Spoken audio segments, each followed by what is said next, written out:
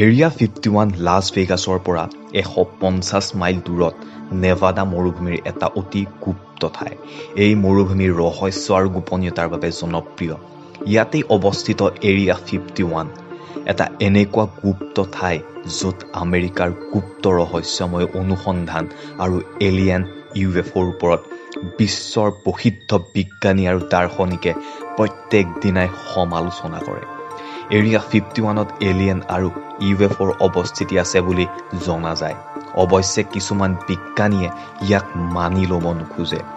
Area 51ৰ ৰহস্য জনাৰ আগতেই আপুনি আমাৰ চেনেলটোত যদি নতুন তেনেহ'লে চেনেলটো ছাবস্ক্ৰাইব কৰিব আৰু যদি ভিডিঅ'টো ভাল পায় তেনেহ'লে ভিডিঅ'টো লাইক কৰিবলৈ নাপাহৰিব। 2 জুলাই 1947 নিউ মেক্সিকোৰ ৰ'জৱেলত এখন আনআইডেণ্টিফাইড ফ্লাইং অবজেক্ট অৰ্থাৎ UFO দুৰ্ঘটনাগ্ৰস্ত হয়। কোৱা হয় যে এখন উৰন্ত জাহাজ মাটিত বাগৰি পৰিছিল আৰু য'ত আছিল এলিয়েন। এই দুৰ্ঘটনাৰ বাতৰি জুইৰ দৰে সকলোতে বিয়পি পৰিছিল, যাৰ বাবে এৰিয়া 51ক আমেৰিকাই প্ৰতিবন্ধ এলেকা হিচাপে ঘোষণা কৰিছিল।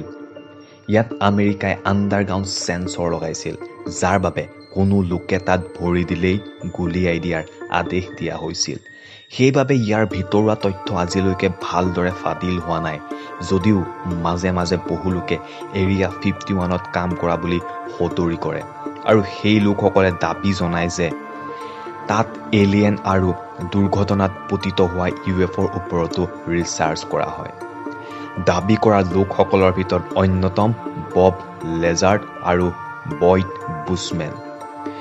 বয়ড বুশ্বমেন এৰিয়া 51ৰ প্ৰাক্তন জ্যেষ্ঠ বিজ্ঞানী আছিল।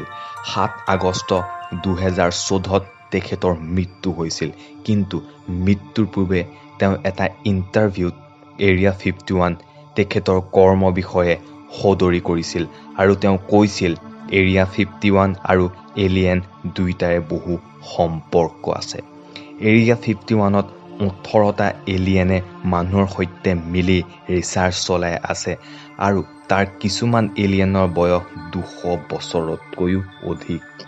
তেওঁ ইয়াৰ বিষয়ে কিছুমান ফটোও প্ৰচাৰ কৰে। তেওঁ কৈছে যে এলিয়েন ফুটনিয়া নামৰ গ্ৰহৰ পৰা আহিছে, যাৰ দূৰত্ব পৃথিৱীৰ পৰাই 39 প্ৰকাশ বৰ্ষৰো অধিক। অৰ্থাৎ পৃথিৱীৰ পৰা সেই গ্ৰহলৈ যাবৰ বাবে 39,000 বছৰ লাগিব। তেওঁ কৈছে যে এলিয়েনে এই দূৰত্ব মাত্ৰ 45 মিনিট সময়ত অতিক্ৰম কৰিব পাৰে।